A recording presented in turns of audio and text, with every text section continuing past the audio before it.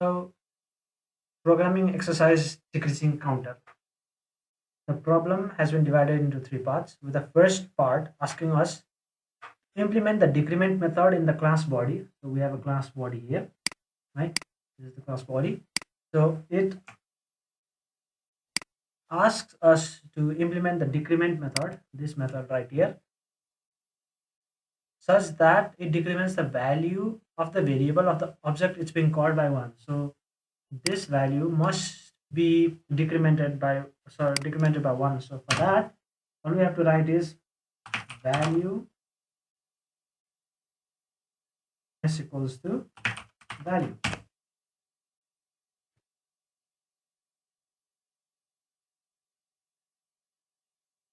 And it says that once we're done with the decrement method, the main program of the previous example should work to produce the example output. So let's try and run this program and let's see what it produces.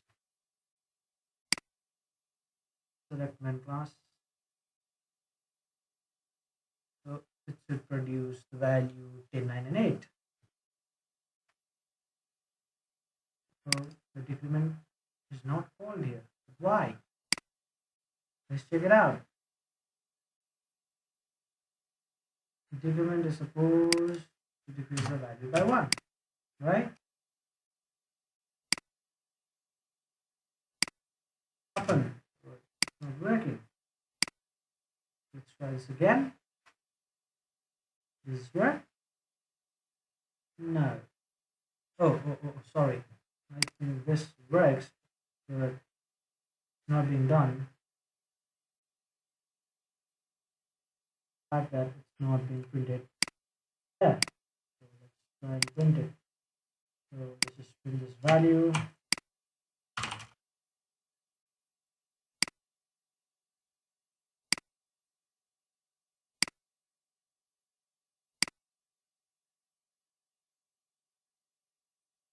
The program, it should be 10 and 8. Supposedly. It's been 0. But why has this value been 0? Counter dot print value. So decreasing counter, the class is decreasing counter, counter dot decrement is the value that calling here. Okay, so print value prints the value, and this is the value.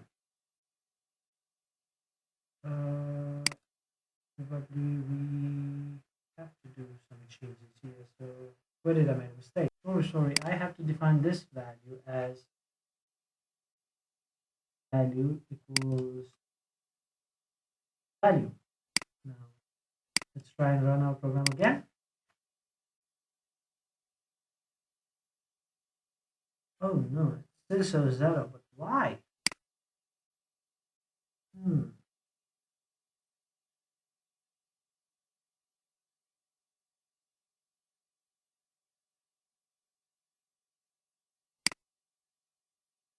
I don't understand this.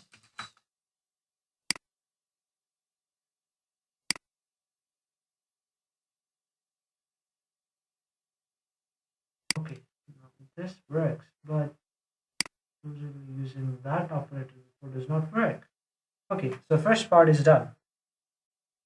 Now moving on to the second part. The second part of the problem asks us to implement the decrement to implement this method in such a way that the counter's value never becomes negative. So we have to add a condition here. And the condition is if value is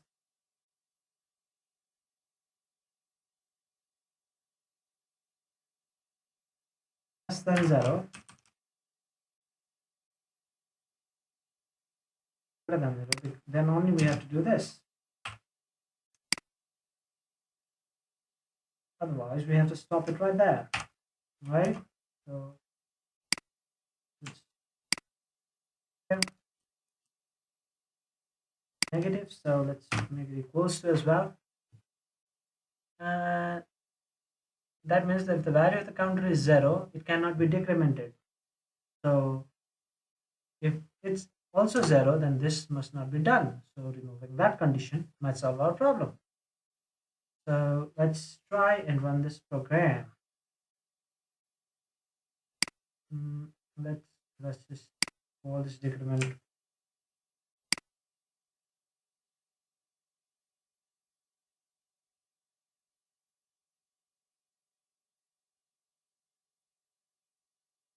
is, then I is greater than 0. All we have to do is minus, and we have to run.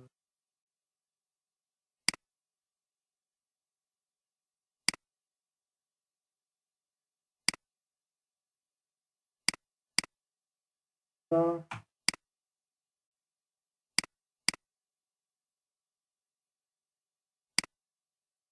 run the program. Let's see what our output becomes. So we have it like 987654321 and even if I do it for, don't have any problems. It just prints 0, right? So it just prints 0, and the counter value never becomes negative. So the problem is solved. We have solved the second part of the problem as well.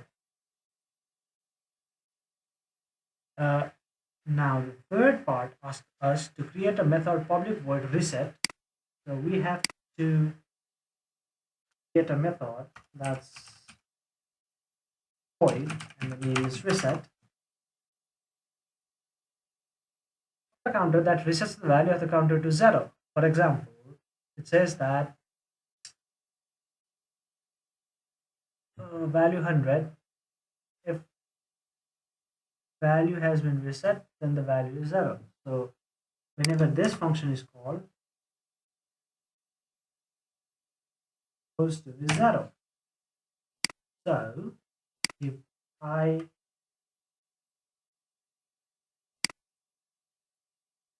take this out and let's just this, and all I have to do is call the method, then I have to print the value. So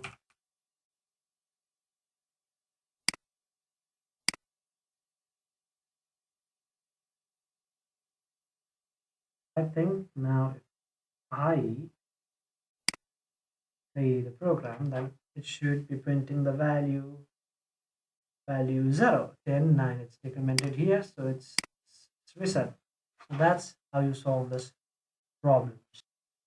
And if you just submit it, then all tests will be passed on the server. So thanks for